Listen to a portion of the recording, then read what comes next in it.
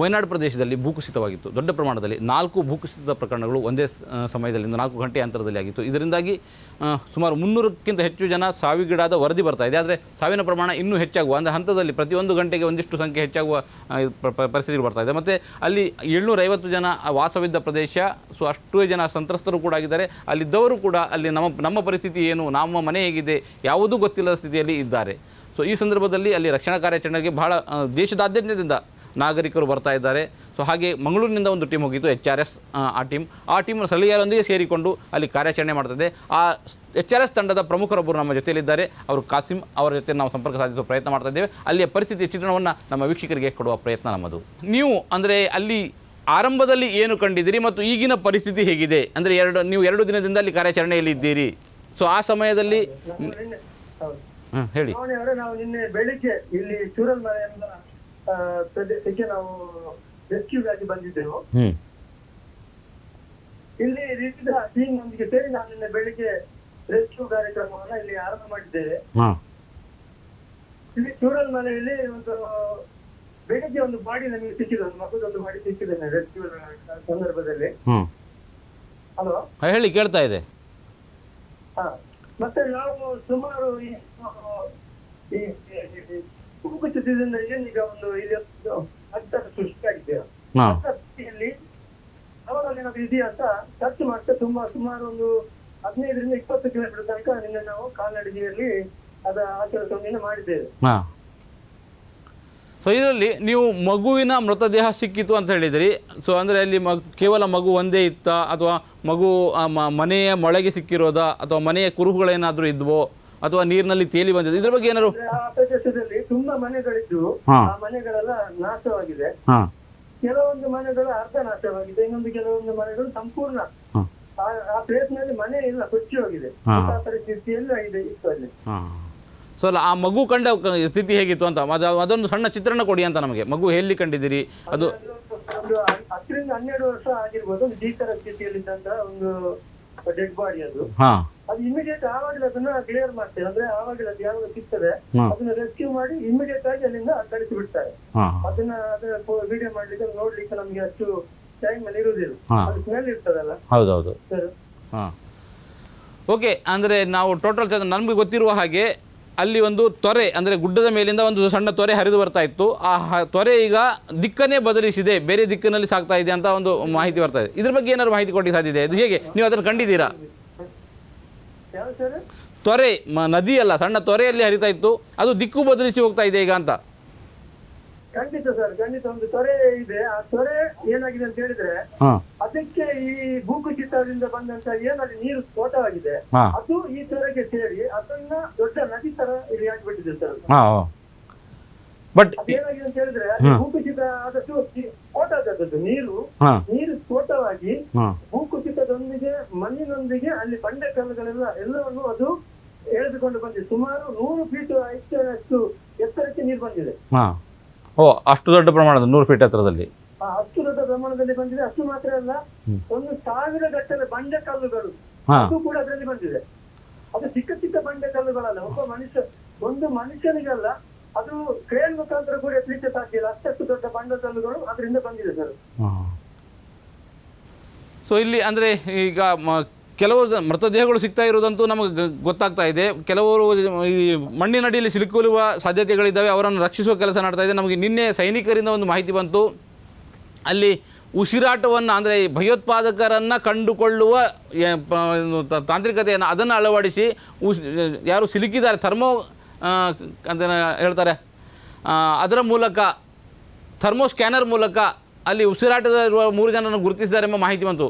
So ಅಂದ್ರೆ ಒಳಗೆ ಯಾರೋ ಸಿಲ್ಕೊಂಡಿದ್ದಾರೆ ಅವರು. ನಮ್ಮ ಏರಿಯಾದಲ್ಲಿ ಅಂತ ಘಟನೆ ನಡೆಯಲಿಲ್ಲ. ಅದು ನಾನು ಕೂಡ ವಿಡಿಯೋದಲ್ಲಿ ನೋಡಿದೆ, ಅದು ಬೇರೆ ಎಲ್ಲ ನಡೆದಂತ ಘಟನೆ, ಕಾಡು ಮನುಷ್ಯರು ಅಂತ ಏನಾದ್ರು ವಿಡಿಯೋದಲ್ಲಿ ಬರ್ತಾ ಇತ್ತು ನ್ಯೂಸ್ನಲ್ಲಿ. ಮತ್ತೆ ನಾವು ಎಲ್ಲಿ ಸ್ಮೆಲ್ ಬರ್ತದೆ, ನಾವು ಸರ್ಚ್ ಮಾಡುವಾಗ ಎಲ್ಲಿ ಸಿಗುತ್ತದೆ ಅಲ್ಲಿ ನಾವು ನೋಡ್ತೇವೆ ಏನಾದ್ರು ಬಾಡಿ ಇವೆ ಅಂತ ಹೇಳಿ. ಆ ಸ್ಮೆಲ್ ಬಂದ ಸಂದರ್ಭದಲ್ಲಿ ಅದು ಮನುಷ್ಯನ ಬಾಡಿ ಆಗಿರ್ಬೋದು, ಪ್ರಾಣಿಯ ಬಾಡಿ ಆಗಿರ್ಬೋದು, ಈ ರೀತಿ ತುಂಬಾ ಪ್ರಾಣಿದ ಬಾಡಿ ಕೂಡ ನಮಗೆ ಸಿಕ್ಕಿದೆ. ಸೊ ಅಲ್ಲಿ ಅಂದರೆ ಈಗ ನಿಮ್ಮ ಅಂದರೆ ನಿಮ್ಮ ಎದುರುಗಡೆ ಯಾರನ್ನು ಜೀವಂತ ರಕ್ಷಿಸಿದ ಯಾವುದೇ ಉದಾಹರಣೆಗಳು ಸಿಗಲಿಲ್ಲ ನಿಮಗೆ?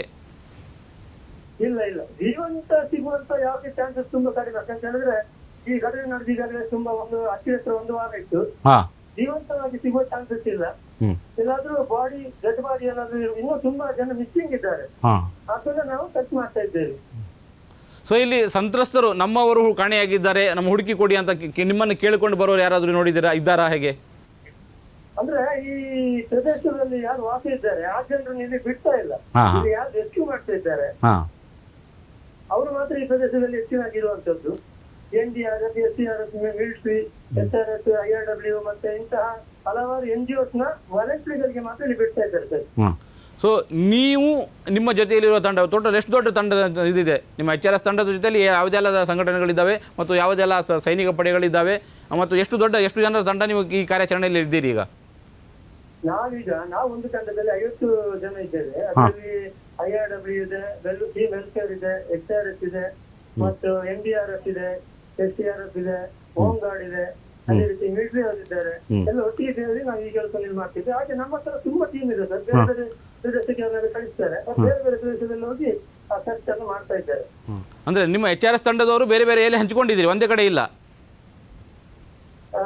ಸದ್ಯಕ್ಕೆ ಈಗ ನಾವು ಬೇರೆ ಬೇರೆ ಕಡೆಯಲ್ಲಿ ಇದ್ದು ಈಗ ಊಟದ ಲಂಚ್ ಟೈಮ್ ಆದ್ರಿಂದ ನಮಗೆ ಒಂದು ಕಡೆ ಬಂದು ಸೇರಿದ್ದೇವೆ ಈಗ. ಓಕೆ.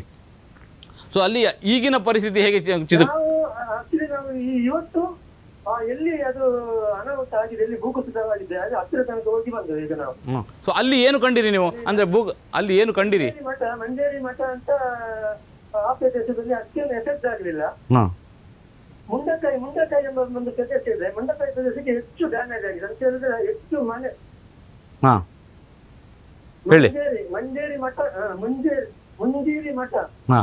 ಮುಂಜೇರಿ ಮಠ ಎಂಬ ಪ್ರದೇಶದಲ್ಲಿ ಭೂಕುಸಿತ ಆಗಿರುವಂತದ್ದು. ಅಲ್ಲಿ ಅಷ್ಟೇನು ಎಫೆಕ್ಟ್ ಆಗ್ಲಿಲ್ಲ. ನೀನು ಸೌಂಡ್ ಎಲ್ಲ ಕೇಳಿ ಅಲರ್ಟ್ ಆಗಿದ್ರು. ಕೆಲವೊಂದು ಜೀವಗಳಲ್ಲಿ ಹೋಗಿದೆ, ಕೆಲವೊಂದು ಮನೆಗಳು ಮಾತ್ರ ಹೋಗಿದೆ. ಮುಂಡಕಾಯಿ ಎಂಬ ಪ್ರದೇಶದಲ್ಲಿ ತುಂಬಾ ಡ್ಯಾಮೇಜ್ ಆಗಿದೆ. ಅಲ್ಲಂದ್ರೆ ಸುಮಾರು 100ರಿಂದ 120 ಫೀಟ್ಗಿಂತ ಹೆಚ್ಚು ನೀರು ಮೇಲೆ ಬಂದಿದೆ. ಓಕೆ. ಈಗ ಅಲ್ಲಿ ಗುರುವಾರ ದಿನ ಪ್ರಿಯಾಂಕಾ ಗಾಂಧಿ ಮತ್ತು ರಾಹುಲ್ ಗಾಂಧಿ ಬಂದಿದ್ರು. ಅದು ನೀವಿರುವ ಪ್ರದೇಶದಲ್ಲಿ ಬಂದಿದ್ರ? ಅವರ ಆ ಪ್ರದೇಶ ಅವ್ರು ವೀಕ್ಷಿಸಿದ್ರ ಹೇಗೆ? ಅವರು ಗುರುವಾರ ಬಂದಿದ್ರು, ನಿನ್ನೆ ಸಂಜೆ ಸಹ ಬಂದಿದ್ರು. ನಿನ್ನೆ ಪ್ರಿಯಾಂಕಾ ಗಾಂಧಿ ಇರ್ಲಿಲ್ಲ, ರಾಹುಲ್ ಗಾಂಧಿ ಅವರು ನಿನ್ನೆ ಕೂಡ ಬಂದಿದ್ದಾರೆ ಇಲ್ಲಿ. ಹೌದು. ಸೊ ಅಲ್ಲಿ ಅವರು ಏನು ಸಹಾಯ ಮಾಡಿದ್ರು ಅಥವಾ ನಿಮ್ಮೊತ್ತಿಗೆ ಮಾತುಕತೆ ಏನಾದ್ರು ಆಯ್ತಾ ಅಥವಾ ಅವರು ಮಾತುಕತೆ ಏನು ಆಗ್ಲಿಲ್ಲ. ಅವರು ಕಾರಲ್ಲಿ ಹಾಗೆ ಹೋಗ್ತಾ ಇದ್ರು ವಿಸಿಟ್ ಮಾಡಿ. ಮಾತುಕತೆ ಏನು ಆಗ್ಲಿಲ್ಲ ಸರ್. ಮಾತುಕತೆಗೆ ಎಲ್ಲಿ ಚಾನ್ಸ್ ಕೊಡ್ಲಿಲ್ಲ ಯಾರಿಗೂ ಸಹ. ಊರಿನವರಿಗೆ ಸಹ ಅಲ್ಲಿ ಮಾತುಕತೆಗೆ ಅವರ ಅವಕಾಶ ಕೊಡ್ಲಿಲ್ಲ. ಅಂದ್ರೆ ಇಲ್ಲಿ ಈ ಪ್ರದೇಶದವ್ರನ್ನ ಈ ಪ್ರದೇಶಕ್ಕೆ ಬರ್ಲಿಕ್ಕೆ ಬಿಡ್ತಾ ಇರ್ಲಿಲ್ಲ. ಈ ಪ್ರದೇಶದ ಯುವಕರು ವಿಷಯ ಇದೆ. ಅಂದರೆ ನೀವು ರಕ್ಷಣಾ ಕಾರ್ಯಾಚರಣೆಗೆ ಹೋಗಿದ್ದೀರಿ, ಅಲ್ಲಿ ಅಲ್ಲಿ ವ್ಯವಸ್ಥೆಯನ್ನು ತಿಳ್ಕೊಳ್ಬೇಕಂದ್ರೆ ಸ್ಥಳೀಯರ ಸಹಕಾರ ಅಗತ್ಯವಾಗಿರ್ತದೆ. ಸೊ ಸ್ಥಳೀಯರನ್ನು ನೀವು ಕರ್ಕೊಂಡು ರಕ್ಷಣಾ ಕಾರ್ಯಾಚರಣೆ ಮಾಡ್ತಾ ಇದ್ದೀರೋ ಅಥವಾ ನಿಮ್ಮಷ್ಟಕ್ಕೆ ನೀವೇ ಮಾಡ್ತಾ ಇದ್ದೀರೋ, ಹೇಗೆ ಅದು ಅಂತ? ಇಲ್ಲ ಸರ್, ಇಲ್ಲಿ ಸ್ಥಳೀಯರಂದ್ರೆ ಇಲ್ಲಿ ಯಾರು ವಾಸ ಇದ್ದಾರೆ ಅವರಿಗೆ ಒಂದು ಬೇರೆ ಒಂದು ವಸತಿ ಮಾಡಿದ್ದಾರೆ. ಇಲ್ಲಿ ಅಂತ ಹೇಳಿದ್ರೆ ಇಲ್ಲಿ ಯಾರು ವಾಲಂಟಿಯರ್ ಕೆಲಸ ಮಾಡ್ತಾರೆ ಮತ್ತು ನಮಗೆ ಇಲ್ಲಿ ಎಲ್ಲ ವ್ಯವಸ್ಥೆಯನ್ನು ಆ ವಾಲಂಟಿಯರ್ ಮುಖಾಂತರ ಮಾಡಿಸ್ತಾರೆ. ಫುಡ್, ನೀರು ಏನೆಲ್ಲ ವ್ಯವಸ್ಥೆ ಇದೆ ಅವ್ರು ಮಾಡ್ತಾರೆ. ಸೊ ಆದರೆ ಅಲ್ಲ, ಅಲ್ಲಿ ಸ್ಥಳೀಯ ಇಲ್ಲಿ ಪ್ರದೇಶದಲ್ಲಿ ಹುಡುಕಿ ಈ ಪ್ರದೇಶದಲ್ಲಿ ಹೋಗಿ ಈ ಪ್ರದೇಶದಲ್ಲಿ ಆಳ ಇತ್ತು ಅಂತ ಹೇಳಿಕೊಳ್ಳಿಕ್ಕೆ ಸ್ಥಳೀಯರು ಬೇಕಾಗಿಲ್ವಾ ನಿಮಗೆ ಅಂತ? ಇಲ್ಲ ಅದಂತ ಹೇಳಿದ್ರೆ ಅದರಲ್ಲಿ ಅದೇ ನಮಗೆ ಅಂತ ಹೇಳಿದ್ರೆ ಪ್ರತಿಯೊಂದು ಟೀಮ್ ಅಲ್ಲಿ ಕೂಡ ಎಕ್ಸ್ಪರ್ಟ್ಸ್ ಇದ್ದಾರೆ. NDRF ಇದ್ದಾರೆ, ಮಿಲಿಟರಿ ಅವರು ಇದ್ದಾರೆ. ಅವರು ನಮ್ಗೆ ಯಾವ ರೀತಿ ಗೈಡೆನ್ಸ್ ಮಾಡ್ತಾರೆ, ಫಾರೆಸ್ಟ್ ನವರು ಇದ್ದಾರೆ, ಅವರು ನಮ್ಗೆ ಯಾವ ರೀತಿ ಗೈಡೆನ್ಸ್ ಮಾಡ್ತಾರೆ ಆ ರೀತಿ ನಾವು ರೆಸ್ಕ್ಯೂ ನಲ್ಲಿ ನಾವು ಭಾಗವಹಿಸಬೇಕಷ್ಟೇ. ನಮ್ಗೆ ಇಷ್ಟ ಬಂದಾಗ ನಾವು ಮಾಡುವಾಗಿಲ್ಲ ಸರ್. ಓಕೆ. ನಿಮಗೆ ಇಲ್ಲಿ ಒಂದು ಚಿತ್ರಣವೇ ಬದಲಾದ ಪರಿಸ್ಥಿತಿ ಏನಾದರೂ ನೋಡಿದ್ದೀರಾ ನೀವು? ಅಂದರೆ ಒಂದು ಪ್ರದೇಶ ಹೀಗಿತ್ತು, ಅದು ಹೀಗಾಗಿ ಹೋಗಿದೆ ಅನ್ನುವಂಥ ಅದನ್ನ ನಮಗೆ ಊಹಿಸ್ಕೊಳ್ಳಿಕ್ಕೆ ಸಾಧ್ಯ ಇಲ್ಲ ಸರ್. ಒಂದು ಭೂಕುಸಿತ ಆಗಿ ಎಷ್ಟರ ಮಟ್ಟಿಗೆ ಡ್ಯಾಮೇಜ್ ಆಗ್ತದೆ ಅಂತ ಹೇಳಿ ಅದನ್ನ ಊಹಿಸಿಕೊಳ್ಳಿಕ್ಕೆ ನಮ್ಗೆ ಸಾಧ್ಯ ಇಲ್ಲ. ಅಷ್ಟು ದೊಡ್ಡ ಮಟ್ಟದಲ್ಲಿ ಡ್ಯಾಮೇಜ್ ಆಗಿದೆ. ಮಾತ್ರ ಅಲ್ಲ, ಒಂದು ಭೂಕುಸಿತದಲ್ಲಿ ಈ ರೀತಿಯ ಡ್ಯಾಮೇಜ್ ಯಾರು ಕೂಡ ಕಂಡಿರ್ಲಿಕ್ಕಿಲ್ಲ. ಅಷ್ಟು ದೊಡ್ಡ ಮಟ್ಟದಲ್ಲಿ ಇಲ್ಲಿ ಆಗಿದೆ. ಅಂದ್ರೆ ಇಲ್ಲಿ ಬಂದಿರುವಂತಹ ಬಂಡೆ ಕಲ್ಲುಗಳು ಒಂದು ಸರೋವರದ ರೀತಿಯಲ್ಲಿ ಆಗಿಬಿಟ್ಟಿದೆ. ಈ ಬಂಡೆ ಕಲ್ಲುಗಳು ಮಾತ್ರ ಇದೆ, ನೀರಿಲ್ಲ, ನೀರು ಸ್ವಲ್ಪ ಬರ್ತಾ ಇದೆ. ಅಷ್ಟು ಒಂದು ಅಗಲದಲ್ಲಿ ಇದರ ವಿಸ್ತೀರ್ಣ, ಅದರ ಒಂದು ಎಫೆಕ್ಟ್ ಆಗಿದೆ ಸರ್. ಸೊ ನೀವು ಈಗ ಹೇಳಿದಿರಿ ಅಂದ್ರೆ ಮೃತದೇಹಗಳನ್ನು ಹುಡುಕ್ಲಿಕ್ಕೆ ನೀವು 20 ಕಿಲೋಮೀಟರ್ ಸುತ್ತಾಡಿದ್ದೀರಿ ಅಂತ. ಪ್ರದೇಶದಲ್ಲಿ ಸರ್ ಎಷ್ಟು ಮನೆಗಳಿತ್ತು, ದೊಡ್ಡ ದೊಡ್ಡ ಮನೆಗಳು. ಆ ಮನೆಗಳ ಸಂಪೂರ್ಣ ಕೊಚ್ಚಿ ಹೋಗಿದೆ. ಒಂದು ಅದರ ಅಡಿಪಾಯ ಕೂಡ ಇಲ್ಲ. ಆ ಮಟ್ಟದಲ್ಲಿ ಇಲ್ಲಿ ಡ್ಯಾಮೇಜ್ ಆಗಿದೆ. ಓಕೆ, ಧನ್ಯವಾದ. ನಿಮಗೆ ಸಾಕಷ್ಟು ಮಾಹಿತಿಯನ್ನು ಹಂಚಿಕೊಂಡಿದ್ದೀರಿ. Thank you sir, thank you, thank you, thank you. ನಾವು ಈಗ ವಯನಾಡಿನಲ್ಲಿ ಇದ್ದೀವಿ. ವಯನಾಡಿನಲ್ಲಿ ಏನು ಅನಾಹುತ ಆಗಿದೆ ಅಲ್ಲಿ ರೆಸ್ಕ್ಯೂಗೋಸ್ಕರ ನಾವು ಬಂದಿದ್ದೀವಿ. ಈಗ ಅಲ್ಲೆಲ್ಲ ನಾವು ಸರ್ಚ್ ಮಾಡಿ ಬಂದಿದ್ದೀವಿ.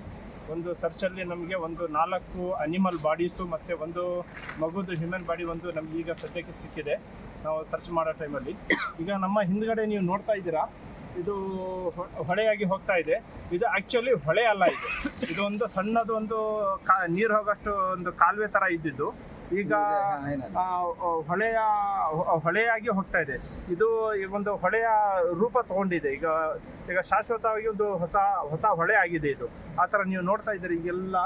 ಇದೆಲ್ಲ ಕೊಚ್ಕೊಂಡು ಮರ ತುಂಡುಗಳು ಎಲ್ಲ ಹ್ಯೂಮನ್ ಬಾಡಿಗಳು ಬಹಳಷ್ಟು ಬಾಡಿಗಳು ಇನ್ನೂ ಸಿಕ್ಕಿಲ್ಲ ನಮಗೆ.